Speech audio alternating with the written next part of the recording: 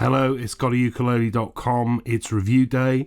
This is the summary review. Visit the website up here. Visit the link below. You'll get more detail, great pictures, that kind of thing. This just summarizes the review. And also think about the Patreon. It does really help me out. It's the first for this brand. It's a brand that I've actually known about in the 10 years or so I've been writing this website. And it's a Portuguese brand, not Chinese, not American, made in Portugal. And the brand is called APC. Also go under the name with models under the name of Antonio Carvalho.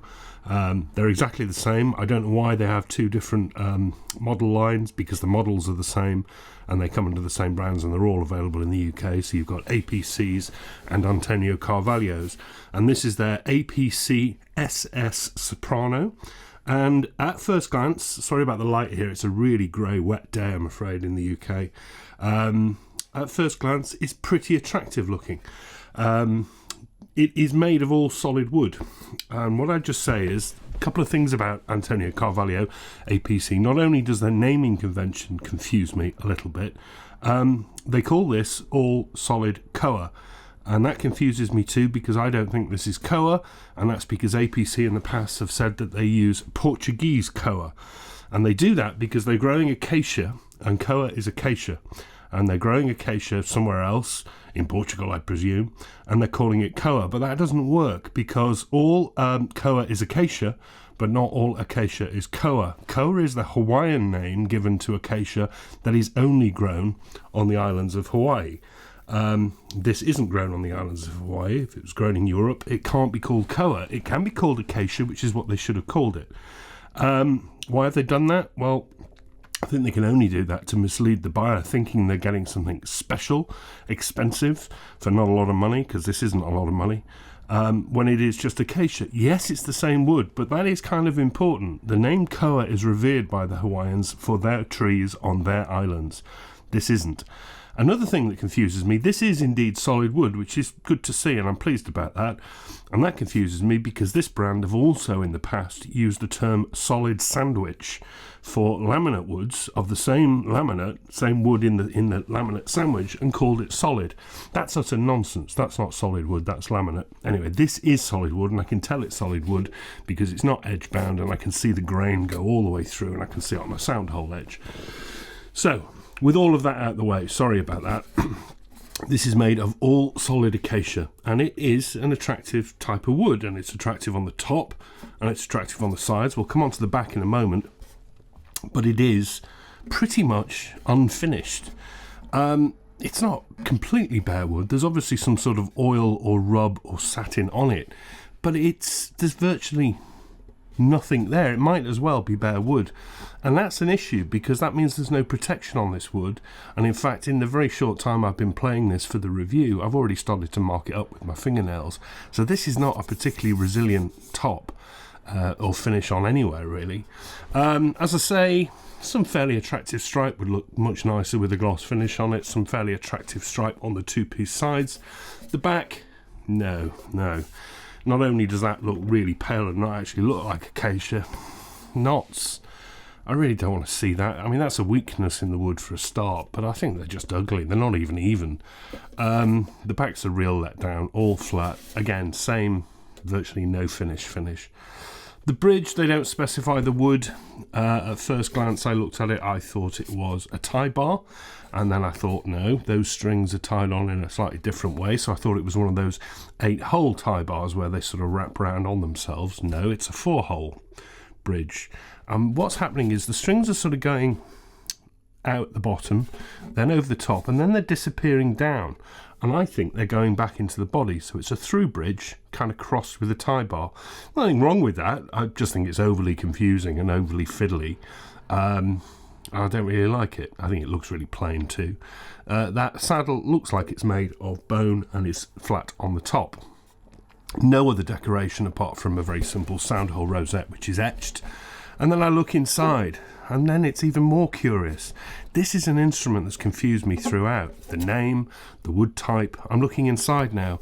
The bracing is absolutely enormously chunky. I can't show it you because it's dark in there. It's pretty messy with a bit of glue.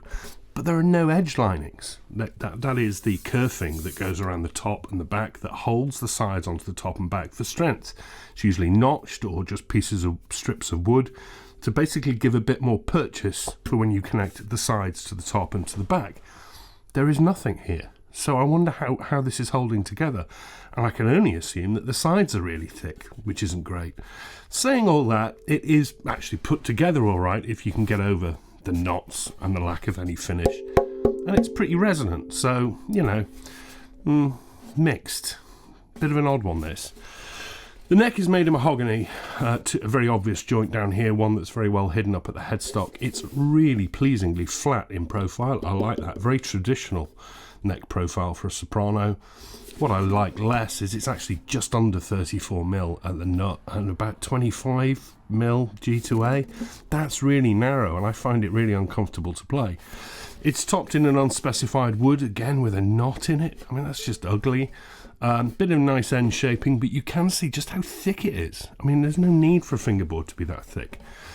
It's also edge bound with these black strips of stained wood. Now, you know, I like edge binding, but I think that completely dominates the instrument. It's the only thing you're looking at. But they do serve to make the fret edges nice and smooth. You get 16 in total, 12 to the body. Position markers in dots at 5, 7, 10 and 12. They're repeated on the side. Far too narrow for me. Don't like the knot in the fingerboard. Don't really like the edge binding. I think it's gaudy. Beyond the bone nut, setup of the nut incidentally is pretty good. Setup at the saddle, okay, although some kind of funky string spacing down here, which I talk about in the written review. Up to the headstock. Let's deal with the shape first. I quite like that shape, reminiscent of Canalea, but it's scruffy. And that dark colour is like a ink stain on the bare wood, and it's matte and it's unfinished and there's marks in it, and I hate it. And the logo is a greeting card sticker that I could peel off. It's really not very nice. Tuners, yes, it's a soprano. I'd want friction pegs. These are unbranded open gears in these metal plate pairs. They're alright. I don't like them, but they're alright, I suppose. They don't specify the strings. They look like Aquilas, but no Aquila string tags, and they might not be. And all solid wood, acacia, not koa. Not made in China and not made in the Far East. £140 is a really low price, and that's what this is. And that's really attractive. That's going to draw people in. You're going to say, oh, solid wood, 140 quid, that's pretty good. But there are those issues. As I say, I hate the fact it's unfinished. I don't like their misleading use of the word koa. I don't like the narrow fingerboard. It's really odd inside, and I'm concerned about what's holding it together. And that headstock is atrocious. Other than that, though, it's not overly heavy, and as I say, it's resonant, but it's massively off balance. That headstock is just, even holding it further up than the 12th, the headstock is wanting to dive, and that's fatal on a soprano. That's awful, because that makes it horrible to play unless you've got a strap, and I don't play sopranos with straps. Let's have a play of it. As I say, the setup and intonation aren't bad, and it's got a nice acacia kind of tone. It's that rich, lots of dynamic range from acacia and koa and all those woods. It's a very pretty sound, and it's got good sustain-ish. Good sustain for a soprano.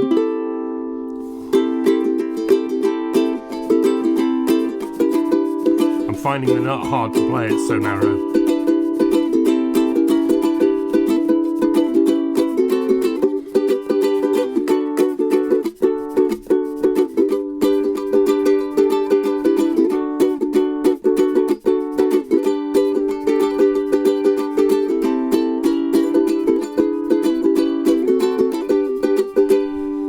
Quite pretty.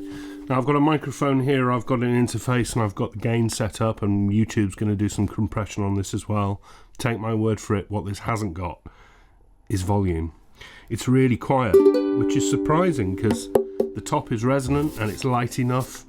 I think the bracing is odd. The bracing is in odd positions when I look at it. It's not where I'd normally expect to see the braces, so that may not be helping. So it's got that richness of acacia. It is a pretty tone. I prefer it strummed to picked. I'll do some picking in a minute. It's just not loud enough for me, and that, no, it's far too narrow.